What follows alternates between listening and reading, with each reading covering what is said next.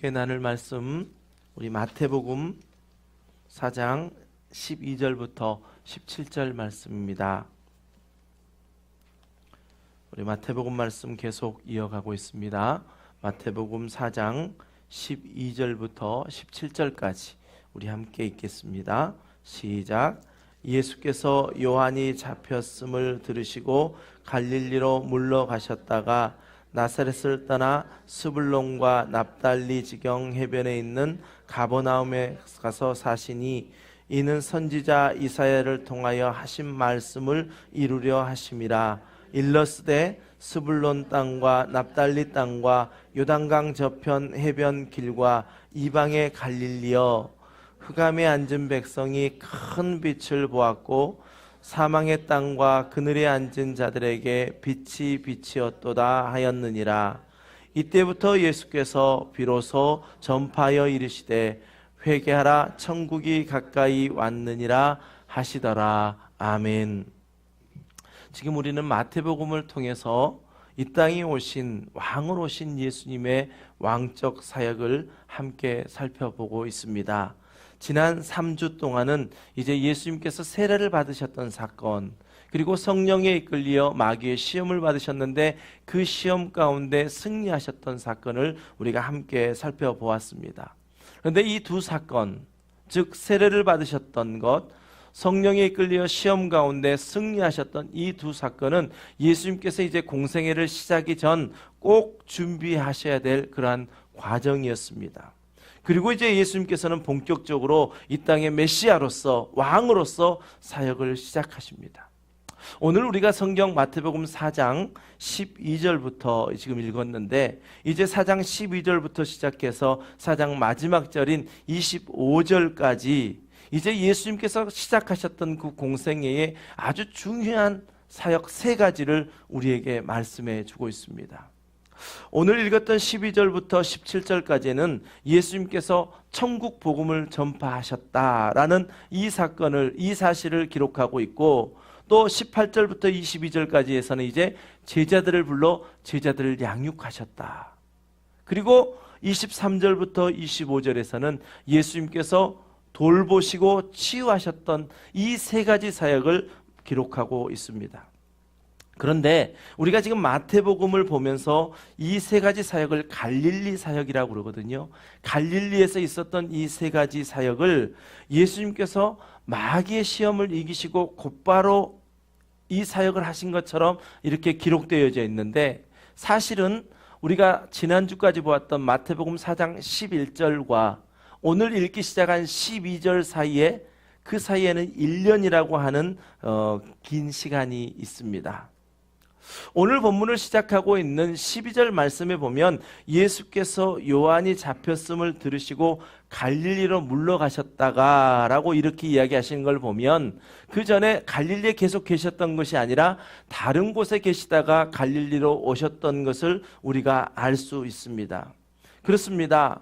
마태복음을 기록한 저자 마태는요, 성령의 감동하심으로 말씀을 기록할 때에 역사적인 순서보다는 전하고자 했던 그런 어떤 특정한 주제를 가지고 그 주제를 통해서 메시지를 전하고 있음을 볼 수 있습니다. 그렇다면 우리에게 이러한 질문이 생길 것입니다. 예수님께서 마귀에게 시험을 받으시고 그 시험 가운데 승리하신 다음, 지금 우리가 마태복음을 통해서 보고 있는 갈릴리 사역까지의 오기까지 1년의 공백이 있었다고 하는데, 그 1년 동안은 예수님이 무엇을 하셨을까?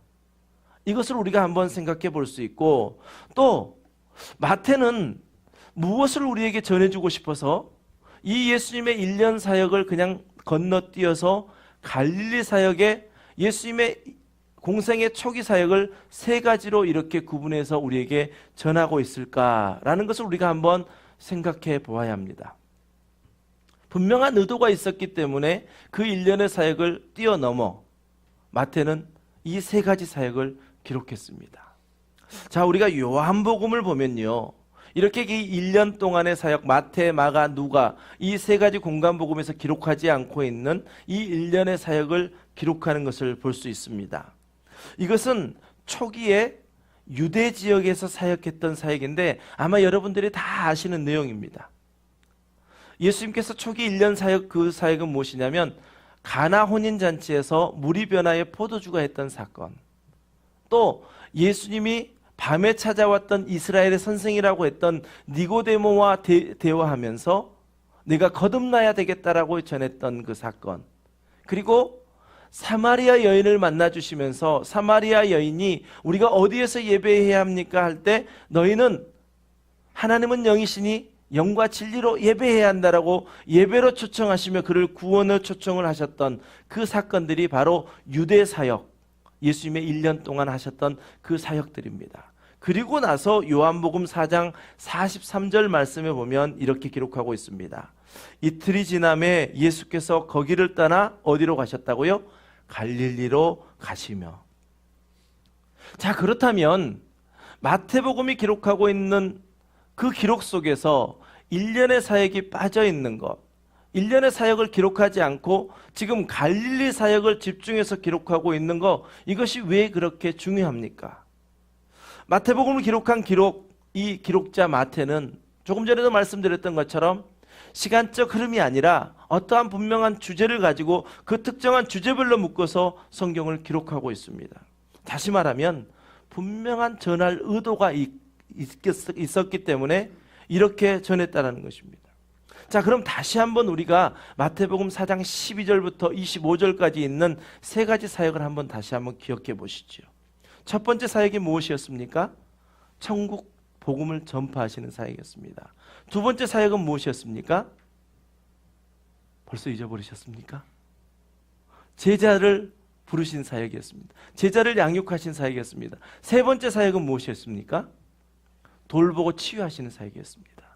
자, 다시요. 오늘 이것을 꼭 우리가 기억하고 가셔야 됩니다. 그래야 마태복음을 우리가 읽으면서 예수님의 초기 사역을 왜 마태는 이렇게 기록했는가, 이렇게 기록한 이유가 지금 이 시대를 살아가는 우리에게는 어떤 의미가 있는가라는 것을 분명하게 알 수 있습니다.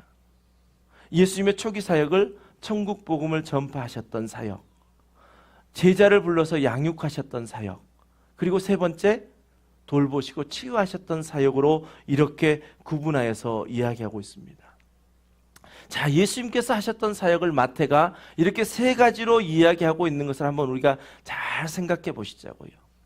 예수님의 사역 이 세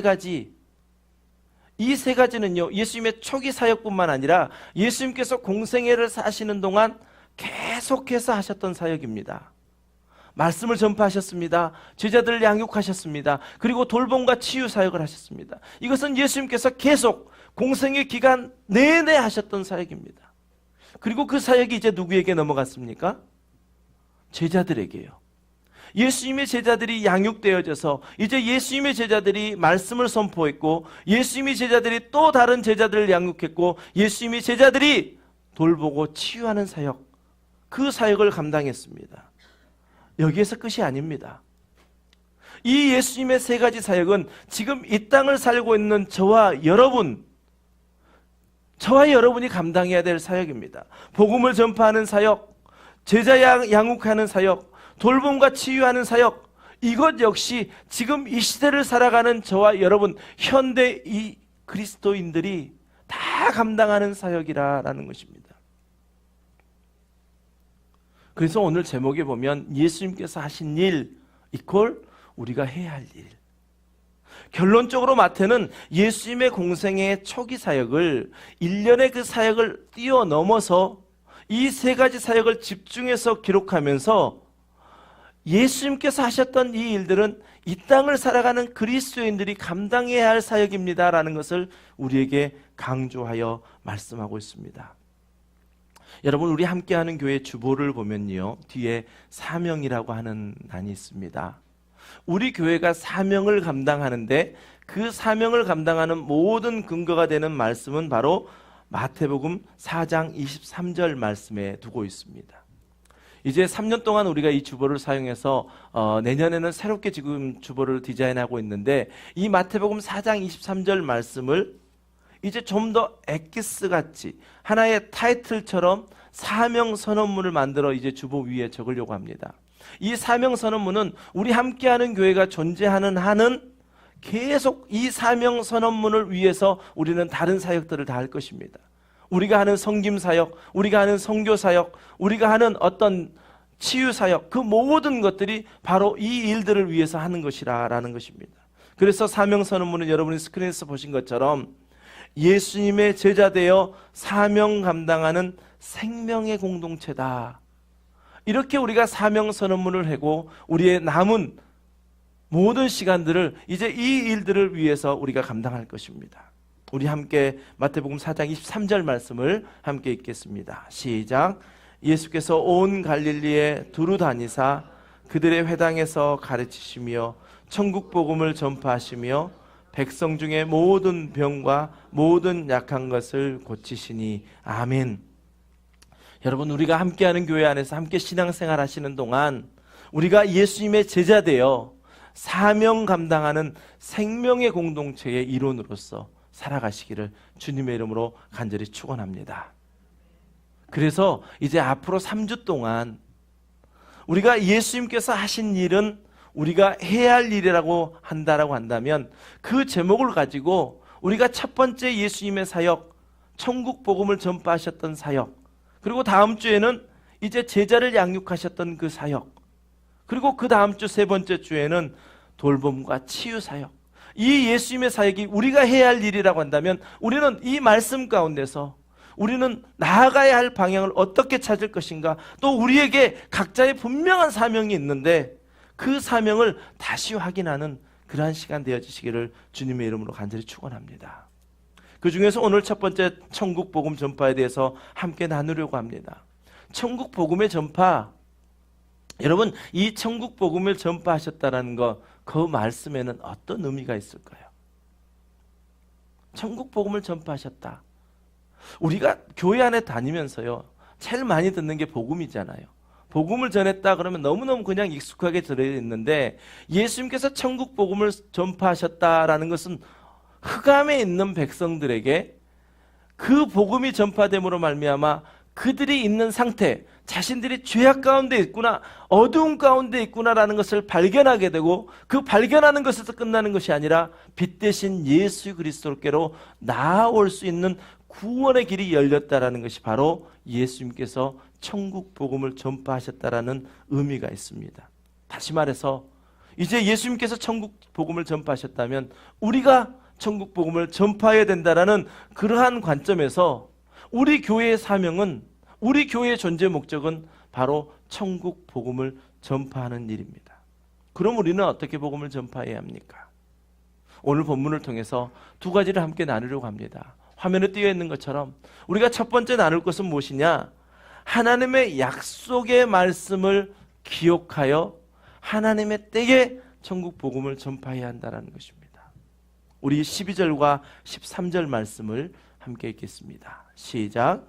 예수께서 요한이 잡혔음을 들으시고 갈릴리로 물러가셨다가 나사렛을 떠나 스불론과 납달리 지경 해변에 있는 가버나움에 가서 사시니 아멘. 여러분, 예수님께서 지금 갈릴리로 가셨다라고 말씀하고 있습니다. 그리고 갈릴리로 가신 그 이유를 14절 그 다음 절에서 설명해 주고 있는데, 이렇게 갈릴리로 가신 그 이유는 선지자 이사야를 통하여 하신 말씀을 이루려 하심이다 라고 우리에게 가르쳐 주고 있습니다. 우리가 하나님의 말씀을 기억해야 할 이유가 바로 여기에 있습니다. 이 땅에 오신 예수님께서는 하나님의 뜻 가운데 하나님의 일들을 감당하셨던 분이십니다.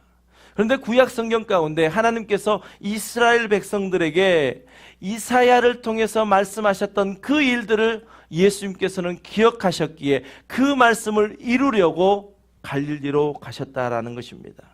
그렇다면 우리도 마찬가지입니다. 우리가 사명자로 서서 사명 가운데 나가겠다 한다면 우리는 우리 안에 기억되는 말씀이 있어야 됩니다. 여러분이 나가서 누군가에게 전한다고 한다면요, 여러분 안에 말씀이 기억되어 있지 않으면 여러분은 무엇을 전하게 될까요? 여러분의 생각을 전하게 됩니다. 여러분이 살았던 삶의 경험을 전하시게 됩니다. 여러분이 가지고 있던 철학을 그 사람에게 전하게 됩니다. 우리가 전해야 될 것, 그것은 바로 우리 안에 있는 말씀입니다. 그 말씀을 전해야 하는 것입니다. 예수님께서는 갈릴리로 나아가셨습니다. 13절 말씀에 보면 몇 가지 지명이 나옵니다. 나사렛을 떠나서 스불론, 납달리, 가버나움이라고 이렇게 나옵니다. 지도를 한번 보여주시면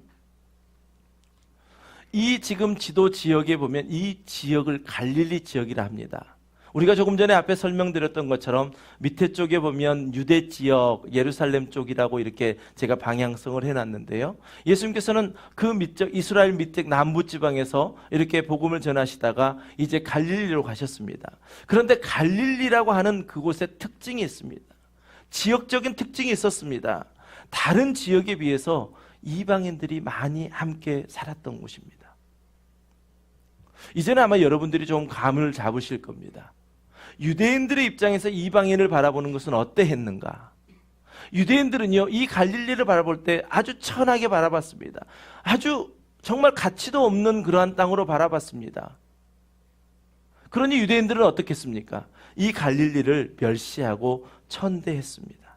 하지만 이 땅에 오신 왕으로 오신 예수님께서는 이 천한 땅, 멸시 천대를 받았던 이 소망 없었던 땅 갈릴리 지역에서 사시면서 공생애를 보내셨다라는 것입니다. 그러면 예수님께서 갈릴리로 가신 이유가 이사야의 그 말씀을 이루려 가셨는데, 그러면 이사야의 말씀은 무엇일까요? 우리 15절과 16절 말씀을 함께 읽습니다. 시작. 스불론 땅과 납달리 땅과 요단강 저편 해변 길과 이방의 갈릴리여, 흑암에 앉은 백성이 큰 빛을 보았고 사망의 땅과 그늘에 앉은 자들에게 빛이 비치었도다 하였느니라. 아멘. 이 예언을 이루러 가셨다라는 것이죠. 그러면 이 예언은 무엇일까요? 구약시대 이사야 선지자를 통해서 예언했던 것은 여러분이 전에 한번 봤던 지도가 있는데, 북쪽에 보면 아수르라고 하는 나라가 있었습니다. 근데 그 아수르가 점점 이렇게 남쪽으로 오면서 이 모든 지역, 이스라엘 지역뿐만 아니라 엄청난 아수르 강대국을 만들었을 때가 있었습니다. 그때에 이 아수르 왕이 갈릴리에 있었던 그 사람들을 이제 포로로 잡아가서 포로로 잡혀 있는 상황 가운데 하나님께서는 이스라엘 백성, 그 갈릴리인들을 향하여 하나님께서 이사야를 통해서 예언하셨던 말씀입니다.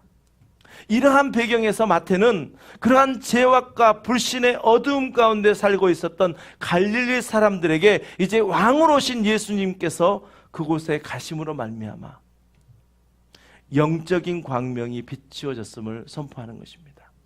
이사야 때 있었던 그 예언이 예수 그리스도로 말미암아 성취되어진 것입니다. 약 700년의 시간 동안 흑암에 앉은 백성이 큰 빛을 보았고, 누구를 보았습니까? 예수 그리스도, 빛 대신 예수 그리스도를 본 것입니다. 그렇습니다. 우리가 말씀을 기억해야 합니다. 우리가 말씀을 기억할 때에 그 살아있는 그 역사하시는 하나님의 말씀이 저와 여러분 안에 들어와서 우리의 마음을 흔들어 놓습니다. 그 생명력 있는 말씀이 좌우의 날선 어떤 것보다 예리한 말씀이 우리의 심령 가운데 꽂혀서 이제 그 말씀을 통하여 우리로 나아가게 하십니다. 여러분, 우리에게 말씀이 기억되는 것은요, 우리의 사명을 감당하는 것입니다. 우리가 사명을 감당하는 것 내 힘으로 되는 거 아닙니다. 내 생각으로 하는 거 아닙니다. 내가 세상에서 얻었던 그 지혜나 내가 세상에서 얻었던 그 경험으로 하는 거 아닙니다. 하나님의 말씀으로 우리를 이끌어 가시고 하나님의 말씀으로 이 땅에 있는 우리들에게 감당케 하시는 그 사명을 이루어가는 것이 사명자의 삶이지. 여러분, 제가 왜 목회의 길을 갑니까? 제가 그동안 살아왔던 40년의 인생을 다 뒤로하고 왜 목사의 길을 택하여 갑니까? 사명이기 때문에 가는 것입니다. 하나님이 내게 맡기신 사명이기 때문에 이 길을 걸어가는 것입니다. 여러분, 우리에게 말씀이 기억되는 것, 그건 너무나도 우리에게 중요합니다. 그러나 더 중요한 것이 있는데, 그 말씀을 기억하지만 우리에게는 하나님의 때가 있다라는 것을 꼭 기억해야 합니다. 예수님께서 언제 이 일을 시작하였다고 성경은 말씀하고 있습니까? 12절 말씀에 보면 요한이 잡혔음을 들으시고 이 일을 시작하셨다라고 이야기하고 있습니다. 이 사건을 같이 기록하고 있는 마가복음에서도 마가복음 1장 14절에서도 이야기합니다. 요한이 잡힌 후 예수께서 갈릴리에 오셔서 하나님의 복음을 전파하여. 이 당시에 세례 요한은요, 유대인들 가운데 굉장한 영향력을 끼친 사람이었습니다.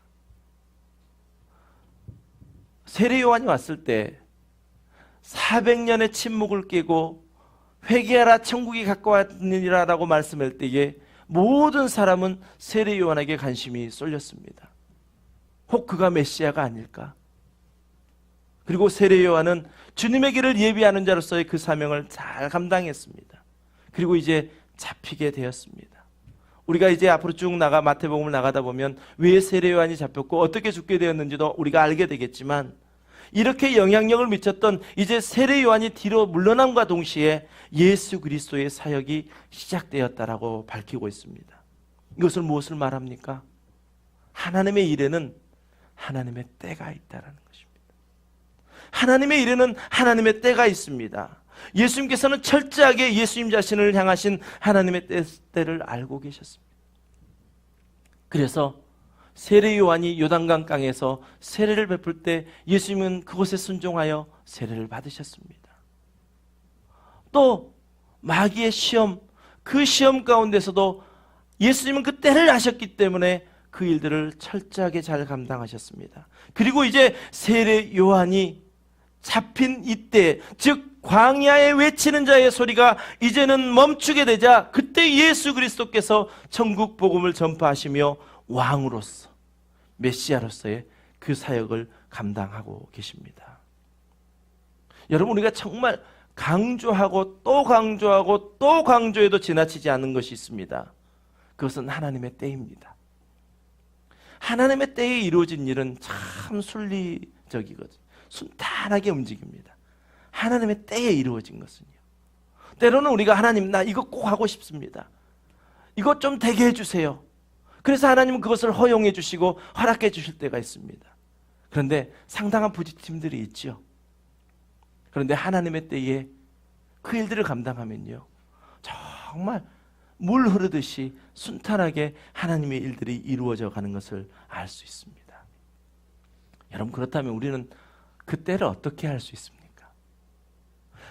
지금 말씀을 쭉 들어보니까 하나님의 때만 하면 이거는 모든 게 해결되는 거 아닙니까? 우리에게 열정도 있고 우리에게 가진 지식도 있고 또 우리가 배운 말씀도 있다면, 하나님의 때만 한다면 그 모든 것이 정말 순조롭게 될 것 같은데, 그 때를 우리는 어떻게 할 수 있습니까? 가만히 있으면 알아집니까? 아니죠. 말씀 속에 있을 때, 즉 우리가 말씀을 기억하고 있을 때 하나님은 우리에게 그 때를 주십니다. 나에게 주신 사명이 있거든요. 내 백성을 위로하라는 사명이 저에게 이민자를 향한 그 목회 가운데 주신 사명입니다. 우리 교회에게 주신 사명은 마태복음 4장 23절 우리가 함께 나눴던 그 사명입니다. 우리가 그 사명을 기억하고 있으면요, 하나님은 각자 한 사람 한 사람 가운데 때를 주십니다. 말씀이 우리 가운데 있을 때 우리는 하나님의 때를 알 수 있습니다. 그리고 그 말씀을 가지고 우리가 기도할 때 하나님은 그 때를 우리에게 밝히 보여주십니다. 그리고 이렇게 함께 예배할 때, 하나님의 말씀이 선포되어질 때에, 이 말씀이 선포되어지는 이때에 우리는 하나님의 때를 알 수 있다는 사실입니다. 예배는 무엇입니까? 하나님이 말씀하시고 그 말씀을 듣는 하나님의 백성들이 반응하는 것, 이것이 바로 예배입니다.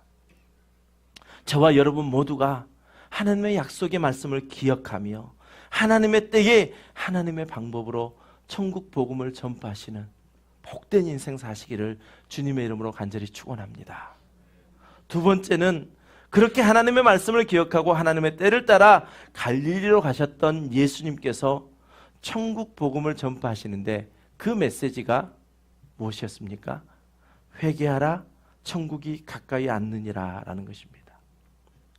여기에서 우리가 살펴볼 수 있는 것, 우리가 배워야 되는 것은 무엇이냐? 우리는 천국 복음인 회개를 선포해야 한다라는 것입니다. 우리 함께 17절 말씀을 읽습니다. 시작. 이때부터 예수께서 비로소 전파하여 이르시되 회개하라 천국이 가까이 왔느니라. 아멘. 아멘.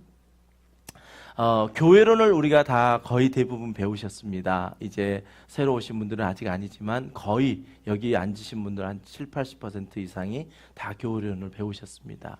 거기에서 전도라고 하는 파트가 나옵니다. 전도하기 어려운 이유, 그 이유가 무엇입니까? 라고 우리가 함께 나누어 봤습니다. 여러분, 전도할 때 무엇이 제일 어려우십니까? 전도할 때 누군가에게 전도하려고 하는데 내 마음에 하나님 주신 마음이 있어서 전도하고 싶은데 무엇이 제일 어려우십니까? 그러면서 우리가 함께 책을 나눠봤더니 전도가 무엇인지를 잘 모릅니다. 또 어떤 게 있냐면 복음을 전해야 되는데 복음이 무엇인지를 잘 모릅니다. 이런 여러 가지 이유가 있습니다. 그런데 그 중에서 한 가지, 전도라고 하는 것은요, 복음을 전한다고 하는 것은요, 회개를 선포하게 하는 것이거든요. 회개해야 됩니다. 회개하십시오. 회개해야 예수님을 영접할 수 있습니다. 이게 전도거든요. 본질적인 전도거든요. 그런데 회개하십시오라고 이야기할 때에 우리의 자신을 돌아볼 때 과연 내가 저 사람에게 회개하십시오라고 이야기할 수 있는가? 즉 나의 삶에 그리스도인으로서의 뒷받침되지 않는 우리의 삶의 모습 때문에 전도하기가 참 어렵습니다라고 함께 나눴습니다. 예수님께서는 갈릴리 지역에 가셔서 공생의 사역을 하시면서 회개를 선포하셨습니다. 그것은 바로 복음이었습니다. 왜 회개하는 것이 복음입니까? 죄를 회개하지 않고는 이 땅에 오신 왕으로 오신 구원자로 오신 예수 그리스도를 영접할 수가 없기 때문에 그렇습니다. 이미 400년의 침묵을 깨고 세례 요한이 똑같이 외쳤습니다. 회개하라 천국이 가까이 왔느니라. 그런데 이제 예수님께서 회개하라 천국이 가까이 왔느니라 라고 말씀하십니다. 메시지는 똑같습니다. 그러나 전하는 자는 하늘과 땅과 같이 다릅니다. 세례 요한은 회개하라 천국이 가까이 왔느니라 말씀하실 때에 오실 예수 그리스도를 예비하여 그 말씀을 전했다라고 한다면 이제 세례 요한이 400년 동안의 침묵을 깨놓고 이제 그 실체이신 예수님께서 오셔서 선포하십니다. 회개하라 천국이 가까이 왔느니라. 이 선포를 하신 예수님이 과연 누구십니까? 이 땅을 창조하신 하나님의 아들 독생자 예수, 그리고 그분은 하나님이셨습니다. 이것을 사도 요한은 요한복음 1장 1절에서 태초에 말씀이 계시니라, 이 말씀이 하나님과 함께 계셨으니 이 말씀은 곧 하나님이시라 말씀하고 있습니다. 여기서 말씀이라고 기록하고 있는 헬라어 로고스는요, 바로 예수 그리스도를 이야기합니다. 그래서 요한복음 1장 1절을 이렇게 이야기할 수 있습니다. 이렇게 우리가 읽을 수 있습니다. 태초에 예수님이 계시니라, 이 예수님이 하나님과 함께 계셨으니 이 예수님은 곧 하나님이시라. 그 하나님이신 예수님께서 회개하라 말씀하십니다. 회개하지 않고는 그 누구도 예수 그리스도를 영접할 수 없습니다. 그리고 회개한 자는 이제 하나님의 나라에 들어갈 수 있습니다. 예수님 그렇게 말씀하셨습니다. 누가복음 22장 30절 말씀에 보면 내 나라에 있어, 즉 회개하고 돌아온 그 백성들은 내 나라, 즉 하나님의 나라에 함께 있을 수 있다라고 말씀하고 있습니다. 여러분, 예수님의 이 선포, 이 회개의 선포, 이것은 우리가 해야 될 일입니다. 예수님께서 하신 일이라면 우리가 해야 할 일인데, 우리가 이 땅을 살아가면서 회개하십시오, 천국이 가까이 왔습니다라고 전할 수 없다라고 한다면 우리는 우리의 신앙을 다시 한번 돌아봐야 합니다. 16절 오늘 본문 말씀에 보면 이사야 예언과 같이 예수님께서는 흑암에 갇혀있는 사람들에게 유일한 소망이 빛이 되시기 위하여 갈릴리로 가셨습니다. 그리고 외치셨습니다. 회개하라 천국이 가까이 왔느니라. 예수님께서 선포하신 천국, 하나님의 나라, 여러분 무엇으로 가실 수 있습니까? 우리 어렸을 때부터 찬송했던 찬송이 있습니다. 돈으로도 못 가요 하나님 나라. 힘세도 못 가요 하나님 나라. 내가 가진 권력으로도 갈 수 없다라는 거예요. 무엇으로 갈 수 있습니까? 믿음으로 가는 나라입니다. 그 믿음의 시작은 어디에 있습니까? 회개에서부터 시작되어지는 것입니다. 여러분, 오직 우리 안에 진정한 회개가, 그 회개를 통하여 우리가 예수 그리스도를 영접하였다면 이제는 우리는 매 순간순간 주님 앞에 회개함으로 나가야 합니다. 우리가 회개할 때 주님은 우리의 모든 죄를 사하시고 다시 우리를 거룩하다 하시고 다시 우리에게 하나님의 자녀로서의 그 삶을 살아갈 수 있도록 우리를 성령으로 인쳐 주십니다. 여러분, 성령이 우리 안에 계시면요, 기억나게 됩니다. 성령이 우리 안에 오시면 우리는 말씀을 깨닫게 됩니다. 예수님이 하셨던 그 모든 말씀들이 성령으로 말미암아 해석되어집니다. 그래서 우리가 늘 기도해야 됩니다. 말씀을 기록해 하신 성령님, 우리들이 말씀을 들을 때에, 말씀을 읽을 때에 성령님, 내 안에 계신 성령님께서 깨닫게 하여 주셔서 그 말씀에 순종하게 하여 주시옵소서.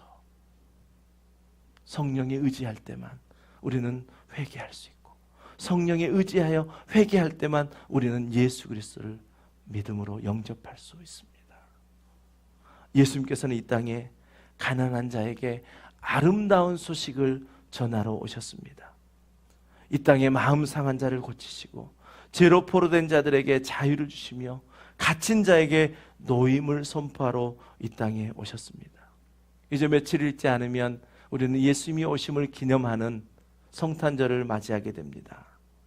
우리가 이제 이미 오신 예수님을 우리는 기쁨으로 맞이했다면 우리 이 시대를 살아가는 그리스도인들은 다시 오실 예수님을 기쁨으로 기대하며 기다리는 시간들이어야 됩니다.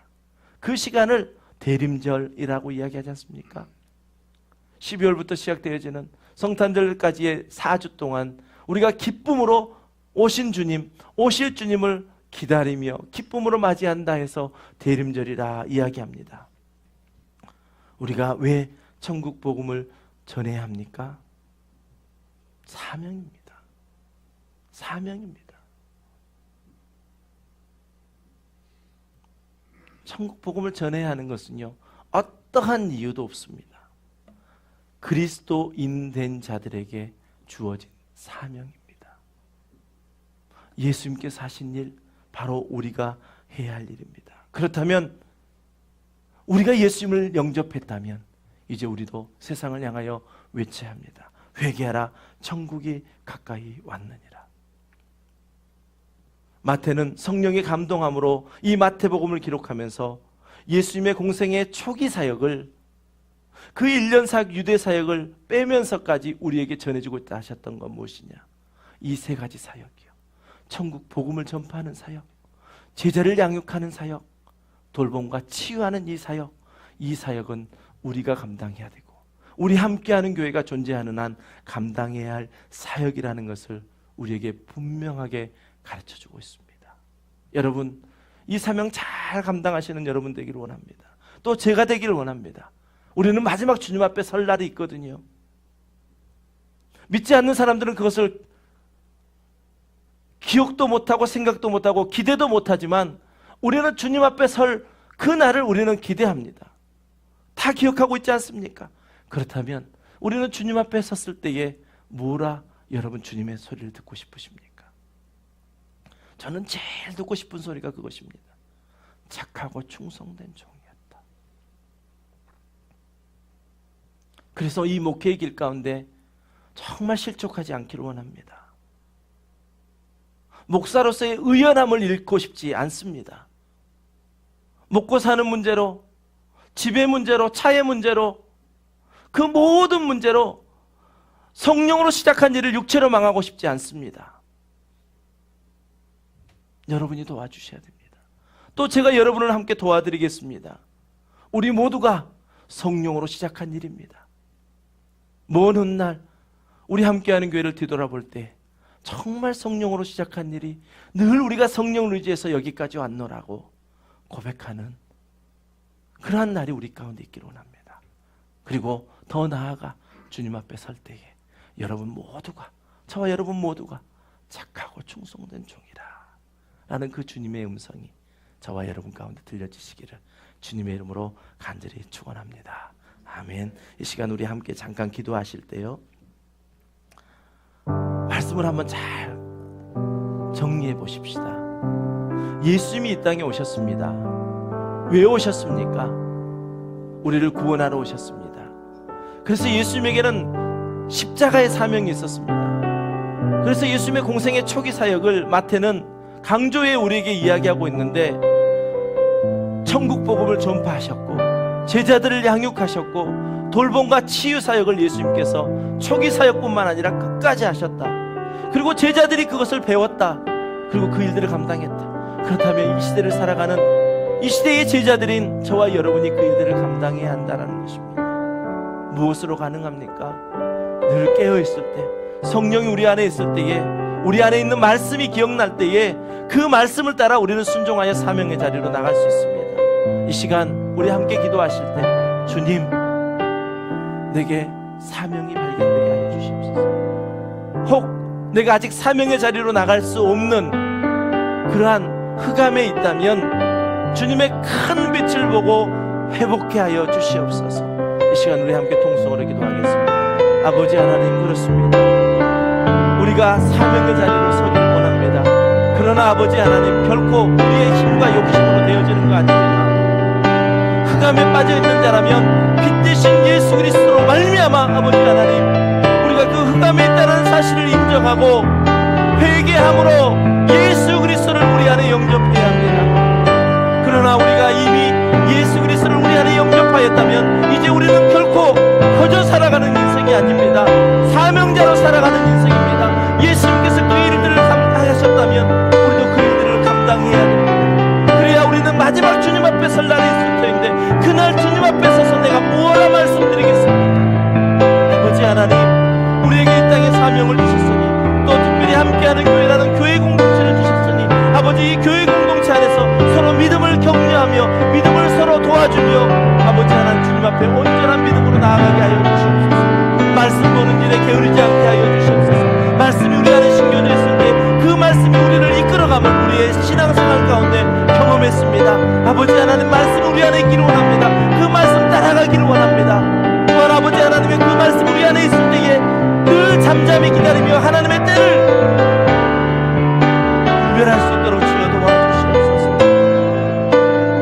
천국 복음을 전파하신 예수 그리스도, 그분을 따라 아버지 하나님 우리가 살아가는 예수님의 제자라고 한다면, 이제 아버지 하나님 예수님의 제자로서 아버지 하나님 또 다른 이에게 그 영혼을 구원하는 일을 아버지 하나님 우리가 감당할 수 있도록 주여 도와주시옵소서. 회개가 있기를 원합니다. 회개할 때만이 아버지 예수 그리스도를 영접할 수 있다 말씀하셨사.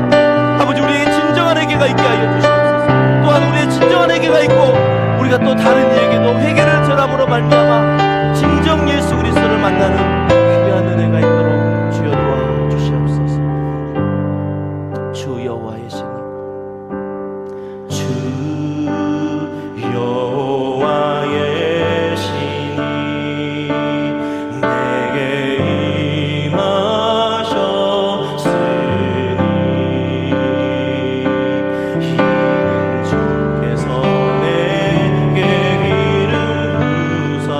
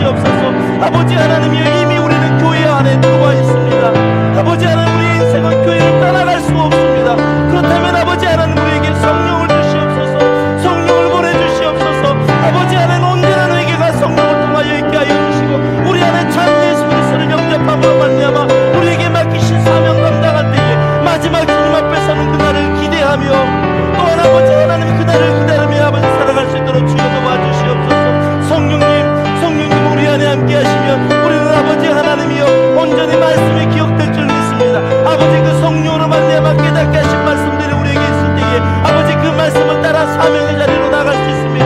아버지 하나님, 내 생각을 말하는 것이 아니라 내 경험을 말하는 것이 아니라 오직 주의 말씀을 아버지 우리 입에 담을 수 있도록 주여 함께하여 주시옵소서. 아버지 하나님이여, 우리가 남은 인생을 살아갈 때에 예수 그리스도와 더불어 살아가고 교회와 더불어 살아갈 터인데 내 안에 말씀이 있어 그 말씀을 전하며 그 말씀을 따라 살아가는 복된 인생 되기를 원하오니 아버지 이 시간 성령으로 말미암아 우리를 깨닫게 하여 주시옵시고 성령으로 말미암아 우리를 다스려주시옵소서. 성령으로 말미암아 우리를 회개하게 하여 주시옵소서. 아버지 하나님, 겉모습은 교회 다니는 사람인데 내 안에 참 예수 그리스도가 없어 아버지 이 땅을 살아가는 것이 너무나도 힘들고 어려운 상황이 있다며 아버지 이 시간 우리가 회개합니다. 아버지 우리를 도와주시옵소서. 이 시간 온전한 회개를 통하여 아버지 하나님이여 주님을 영접하고 이제 지금까지 삶보다 주님이 내 안에 계심으로 살아가는 일이 복된 삶이 되어질 수 있게 도우시고 날마다 우리 안에 기쁨이 넘치는 삶을 살 수 있도록 주여 함께하여 주시옵소서. 주님의 성령이 이 시간 우리 가운데 함께하시기를 원합니다. 주님 도와주시옵소서. 주님의 성령,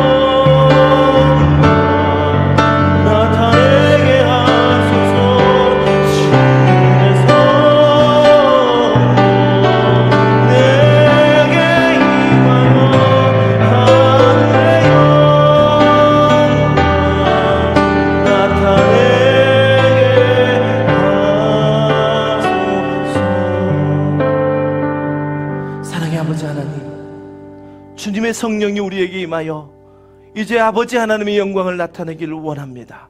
또 이미도 우리에게 이루어 주시니 감사합니다. 우리의 남은 인생 주님의 성령으로 말미암아 온전한 회개가 있는 참 예수 그리스도를 우리 안에 모시고 살아가는 복된 인생들 다 될 수 있도록 축복하여 주시옵소서. 감사드리며 예수님 이름으로 간절히 기도드리옵나이다. 아멘. 우리 다 함께 자리에 일어나셔서 우리는 주의 움직이는 교회입니다. 사명자로 세상을 향하여 나갈 때에 주님 주시는 힘과 능력으로 온전히 그 사명 감당하시는 저와 여러분 되시길 바랍니다.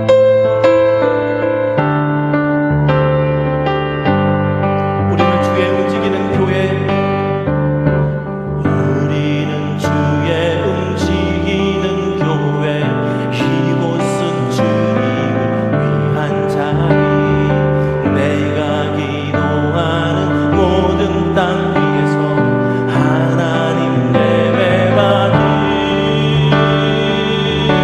그날